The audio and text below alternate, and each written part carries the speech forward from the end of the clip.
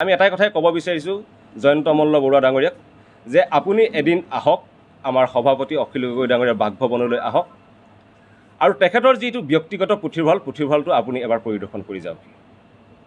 তেখেতে কেইটামান বাক্য কালি পঢ়ি গৈছে, কিন্তু সেই বাক্যৰ পিছত থকা বাক্যকেইটা কি আছে তেখেতে পঢ়ি চোৱা নাই, কাৰণ তেখেতক কোনোবাই আণ্ডাৰলাইন কৰি দিছে। সেই আণ্ডাৰলাইন কৰি থকা বাক্যটোহে পঢ়িছে, তাৰ পিছৰ বাক্যটোনো কি আছে সেই পঢ়ি চোৱা নাই কাৰণে তেখেতে কি কথা ক'ব বিচাৰিছে সেই কথা ভালদৰে তেখেতে ক'ব পৰা নাই।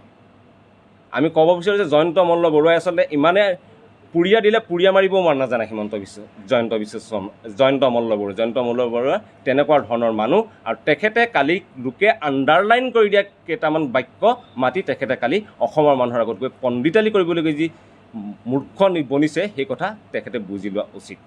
আপোনালোক আমি সকলোৱে অৱগত যে ৰাজ্যত এতিয়া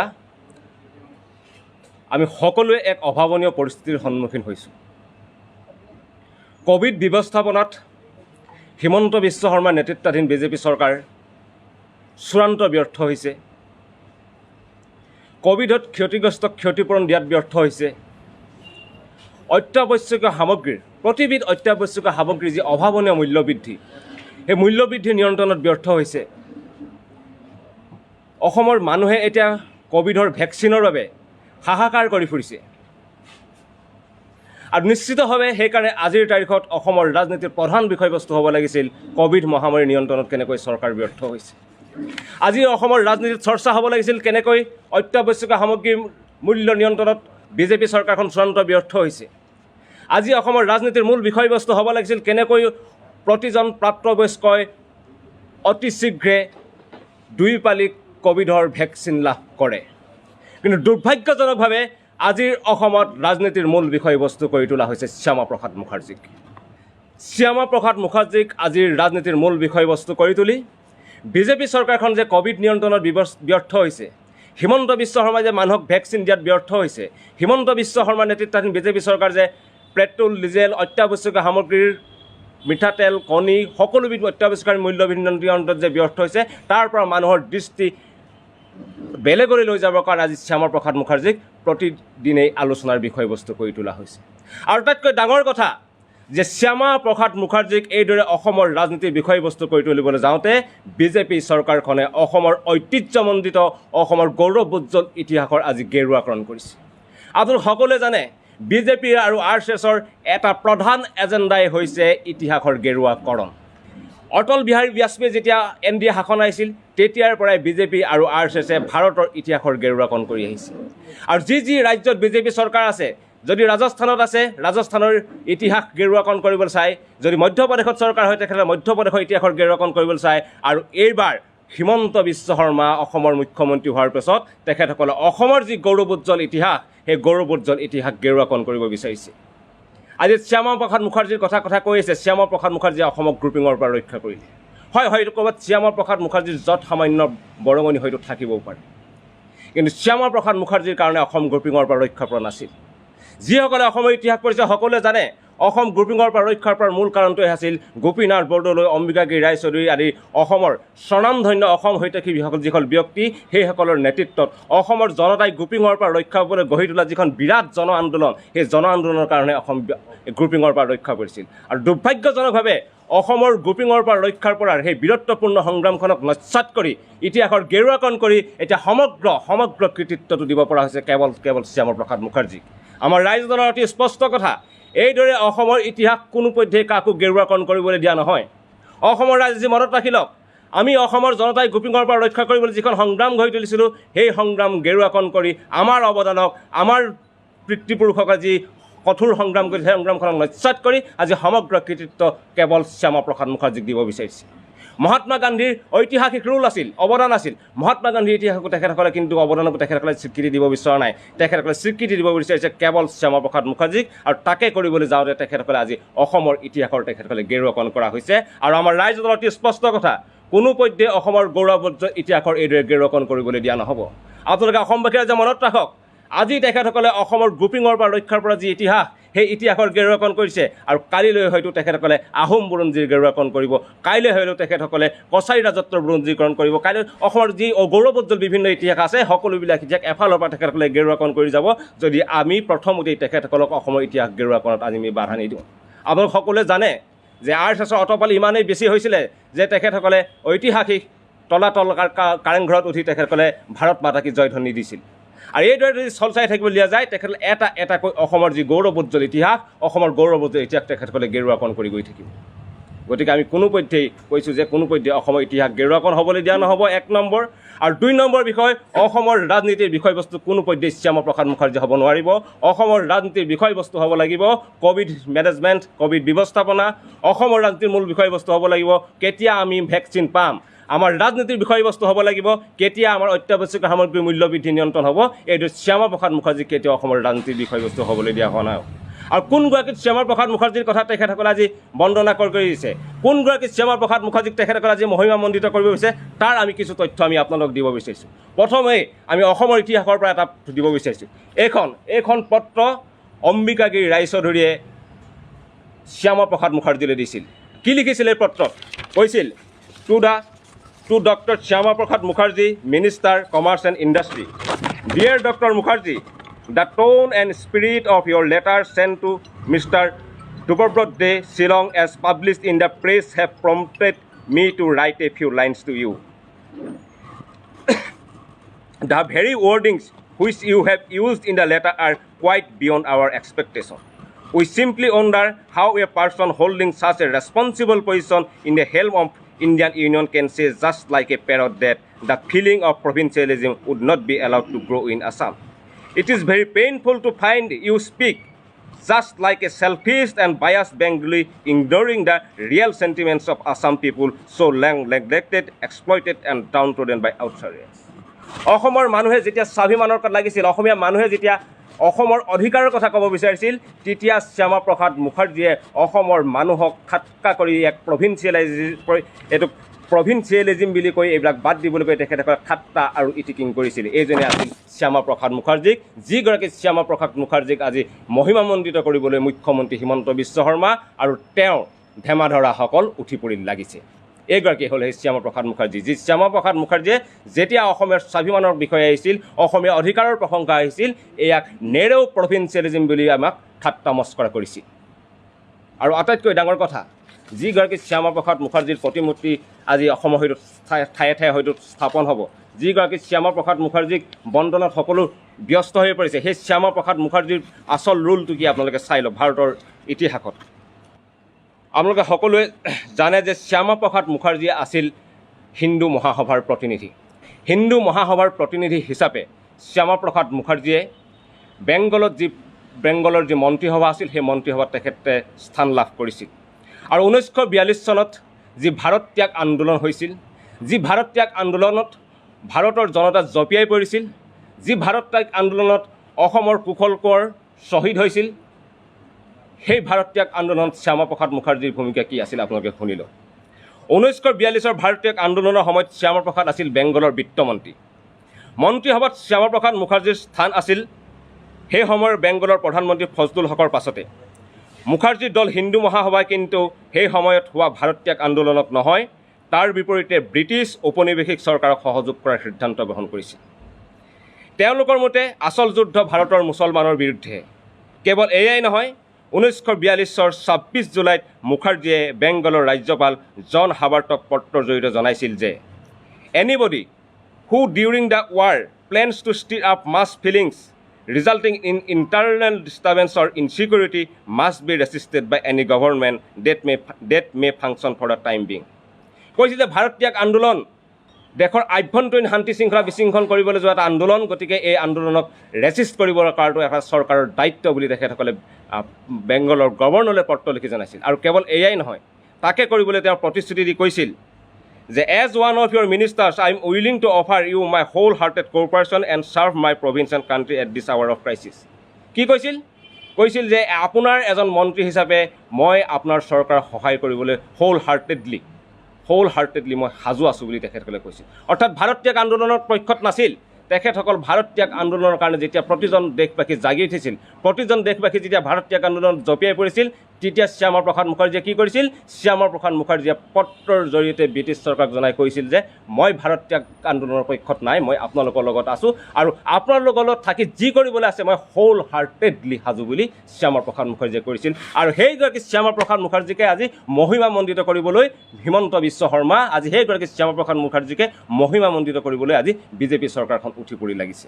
কালি আমি দেখা পাইছোঁ যে জয়ন্ত মল্ল বড়ো ডাঙৰীয়ে কিবা কিতাপৰ উদ্ধৃতি দি কিছুমান কথা কৈ আছে আৰু বিভিন্ন ধৰণৰ কথা কৈছে।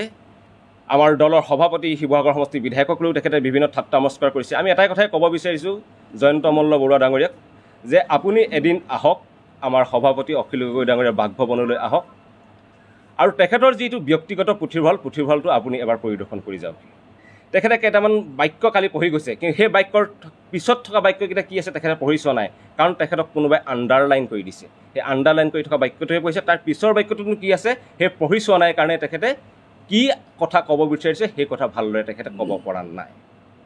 আমি ক'ব বিচাৰোঁ যে জয়ন্ত মল্ল বৰুৱাই আচলতে ইমানে পুৰিয়া দিলে পুৰিয়া মাৰিবও নাজানে জয়ন্ত মল্ল বৰুৱা তেনেকুৱা ধৰণৰ মানুহ। আৰু তেখেতে কালি লোকে আণ্ডাৰলাইন কৰি দিয়া কেইটামান বাক্য মাতি তেখেতে কালি অসমৰ মানুহৰ আগত গৈ পণ্ডিতালি কৰিবলৈ যি মূৰ্খ বনিছে সেই কথা তেখেতে বুজি লোৱা উচিত। আজি আমাৰ সংবাদমেলৰ মূল কথাখিনি এইখিনি আছিল। আমাৰ সংবাদমেলত আজি উপস্থিত আছে ৰাইজৰ দলৰ কাৰ্যকৰী সভাপতি জিতুল ডেকা, আমাৰ সাধাৰণ সম্পাদক কমল মেধি, আজিজুৰ ৰহমান, উপসভাপতি ৰাছেল হুছেইন ডাঙৰীয়া, সাধাৰণ সম্পাদক অংকুৰ শইকীয়া উপস্থিত আছে। মই তেখেতসকলক বক্তব্য দাঙি দিবলৈ অনুৰোধ জনাইছোঁ। শ্যামা প্ৰসাদ মুখাৰ্জী, দীনদয়াল উপাধ্যায় এইবিলাক বিজেপিৰ কাৰণে আইডিয়েল। আৰু আমি ইমান দিনে ভাৰতৰ স্বাধীনতা সংগ্ৰামৰ যি বুৰঞ্জী পঢ়িছোঁ তাত স্পষ্টভাৱে এটা কথা আমি বুজি পাইছোঁ যে অসম বুৰঞ্জীত স্বাধীনতা আন্দোলনৰ সময়ৰ ভাৰতবৰ্ষৰ যিকেইগৰাকী দেশদ্ৰোহী আছিলে, যিকেইগৰাকী আন্দোলনকাৰীৰ কাৰণে ভিলেইন আছিলে, তাৰ ভিতৰত একোগৰাকী হ'ল শ্যামা প্ৰসাদ মুখাৰ্জী আৰু তেওঁলোকৰ যিবিলাক সাভাৰকাৰ, এনেকুৱা যিবিলাক মানুহ তেওঁলোকে এতিয়া মহিমামণ্ডিত কৰিবৰ কাৰণে চেষ্টা কৰিছে। আমি বাৰে বাৰে এটা কথাত সচেতন যে যিসকল আমাৰ ভাৰত বুৰঞ্জীৰ দেশদ্ৰোহী, স্বাধীনতা আন্দোলনত যিসকলে আন্দোলনৰ পক্ষ নলয়, আন্দোলনকাৰীৰ পক্ষ নলয়, আন্দোলনকাৰীৰ বিৰুদ্ধে ব্ৰিটিছ পুলিচৰ চোৰাংচোৱাগিৰি কৰিছিল, ব্ৰিটিছ চৰকাৰৰ পক্ষ লৈছিল, তেওঁলোকক কেতিয়াও অসমৰ মাটিত আমি হিৰো সজাবলৈ নিদিওঁ। আমি ৰাইজৰ দল, আমি অসম বুৰঞ্জী, ভাৰত বুৰঞ্জীৰ যিসকল প্ৰকৃত যিসকল যোদ্ধা, যিসকল প্ৰকৃত হিৰো, তেওঁলোকক তুলি ধৰিবৰ কাৰণে আমি সদায় চেষ্টা কৰিম। আৰু তেওঁলোকে যিমানেই ষড়যন্ত্ৰ নকৰক, তেওঁলোকে যিমানেই মূৰ্তি বনাই নাথাকক কিয়, এটা সময়ত দেখা পাব যে অসমৰ জনতাই, ভাৰতৰ জনতাই যাক হিৰো বুলি পূজা কৰিব লাগে তেওঁকে হিৰো বুলি পূজা কৰিব। সেই পৰিৱেশ আমি তৈয়াৰ কৰি আছোঁ, তৈয়াৰ কৰি যাম। আৰু যিসকল ভিলেইন, যাক আচলতে ভাৰতবৰ্ষৰ গণতান্ত্ৰিক মনৰ মানুহে ঘৃণা কৰা উচিত, তেওঁলোকক সদায় ঘৃণা কৰাৰ পৰিৱেশ আমি ৰচনা কৰি যাম। আজি হিমন্ত বিশ্ব শৰ্মা ডাঙৰীয়া, আপোনালোকে জানে দীৰ্ঘদিন ধৰি অখিল গগৈৰ লগত হিমন্ত বিশ্ব শৰ্মা ডাঙৰীয়াৰ এটা মতাদৰ্শগত সংঘাত আছে। হিমন্ত বিশ্ব শৰ্মা আচলতে কোন, কি, ক'ত, কিয় বিখ্যাত, অখিল গগৈ ডাঙৰীয়াই কৃষক মুক্তি সংগ্ৰাম সমিতিত থকা দিনৰে পৰা স্পষ্টকৈ উদঙাই দি আহিছিলে। অসমৰ ৰাজনীতিৰ এগৰাকী ভিলেইন হ'ল ডক্টৰ হিমন্ত বিশ্ব শৰ্মা। আমাৰ দুৰ্ভাগ্য যে আজি তেখেত অসমৰ মুখ্যমন্ত্ৰী। আৰু অসমৰ মুখ্যমন্ত্ৰীৰ চকীখনৰ যি পদমৰ্যাদা, তেখেতৰ বক্তব্যই প্ৰতিদিনে এনেকুৱা কিছুমান বক্তব্য প্ৰদান কৰে, ইমান তৰল, ইমান টুলুঙা। এই বক্তব্যবিলাকে অসমৰ মুখ্যমন্ত্ৰী আসনখনৰ আচলতে মৰ্যাদা বা গৰিমা ক'ৰবাত যেন লাহে লাহে নাইকিয়া কৰাৰ উপক্ৰম হৈছে।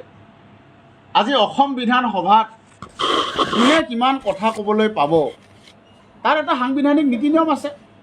আৰু তাৰ গোটেই কৰ্তৃত্বটো থাকে কাৰ ওচৰত? অসম বিধানসভাৰ অধ্যক্ষৰ ওচৰত। আজি অখিল গগৈ, আজি এগৰাকী নিৰ্দলীয় বিধায়কে কিমান সময় পাব এইটো মুখ্যমন্ত্ৰীয়ে ক'বলগীয়া কথা নহয়।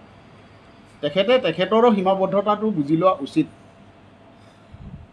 আজি অসমখনৰ অৱস্থা তেখেত মুখ্যমন্ত্ৰী হোৱাৰ দিনৰ পৰা চাৰিওফালে হাহাকাৰ অৱস্থা হৈ আছে আৰু তেখেতে কেৱল এটা কৰ্মতৎপৰতা দেখুৱাই এই গোটেই কথাবিলাক ঢাকি ৰাখিব বিচাৰিছে। তেখেতৰ তৰল টুলুঙা আৰু সাম্প্ৰদায়িক কথা বতৰা সাম্প্ৰদায়িক কাম কাজৰ মাজেৰে আচল ৰাজনীতিক জনতাৰ ৰাজনীতিক ঢাকি ৰাখিব বিচাৰিছে আৰু লাহে লাহে এই কথাবিলাক অসমৰ মানুহে বুজি পোৱা হৈ গৈছে। এতিয়া মিডিয়া ইমান ষ্ট্ৰং, আজি কাৰোবাৰ হাতত মিডিয়া নাথাকিব পাৰে, আজি মূলসুঁতিৰ মিডিয়াই কোনোবা এটা কথা হাইলাইট নকৰিব পাৰে, হাতে হাতে মানুহৰ ছ'চিয়েল মিডিয়া আছে।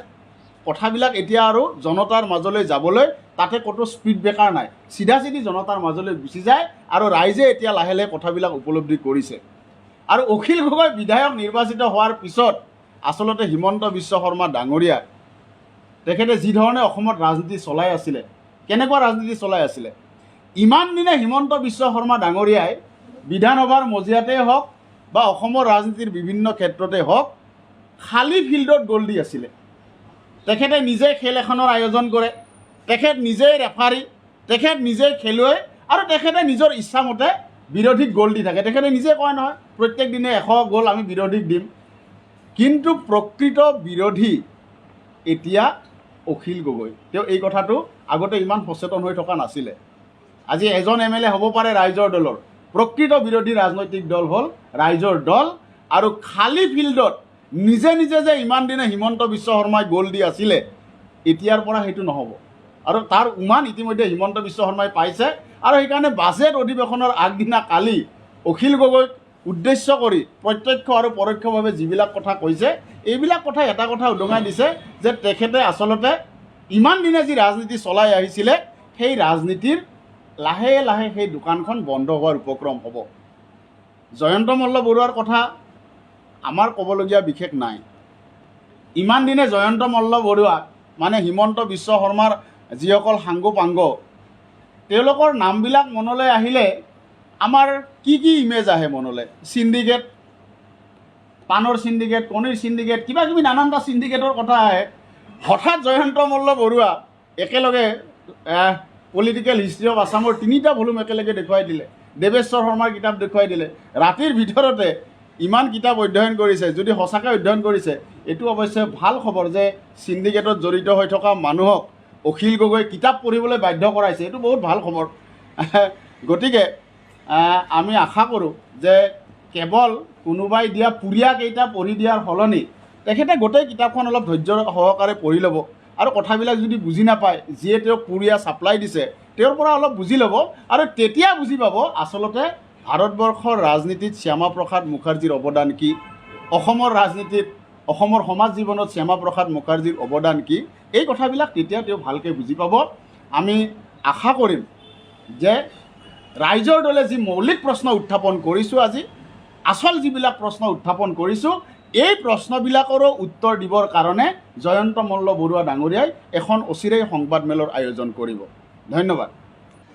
ঠিক আছে, ধন্যবাদ। কামনা কিবা সুধিব লগা থাকিলে সুধিব পাৰে। ৰাইজৰ দল এটা নতুনকৈ গঠন হোৱা ৰাজনৈতিক দল আৰু এইবাৰৰ নিৰ্বাচনত আমাৰ এগৰাকী বিধায়ক জিকিছে, মাননীয় সভাপতি অখিল গগৈ শিৱসাগৰৰ পৰা নিৰ্বাচনত জিকিছে। আমাৰ এগৰাকী বিধায়ক আৰু এটা নতুন ৰাজনৈতিক দল হিচাপে আমি আমাৰ সেই সীমাবদ্ধতাৰ মাজতো ফেচিষ্ট বিজেপি চৰকাৰৰ বিৰুদ্ধে, বিজেপি দলৰ বিৰুদ্ধে, RSSে কৰা এই সাম্প্ৰদায়িক ৰাজনীতিৰ বিৰুদ্ধে আমি অসমৰ ৰাজনৈতিক সামাজিক জীৱনত ইতিমধ্যে শক্তিশালী ভূমিকা গ্ৰহণ কৰিছোঁ আৰু আগলৈকো আমি আপোচবিহীনভাৱে প্ৰকৃত বিৰোধীৰ ভূমিকা আমি পালন কৰিবৰ কাৰণে আমি চেষ্টা কৰিম। আৰু তাৰ কাৰণে ইতিমধ্যে আমাৰ অনুশীলন আৰম্ভ হৈছে, আপোনালোকে দেখিছে। আৰু উপ নিৰ্বাচনৰ ক্ষেত্ৰতো ৰাইজৰ দলৰ কোনো মনৰ ভিতৰত আমি কোনো সীমাবদ্ধতা ৰখা নাই।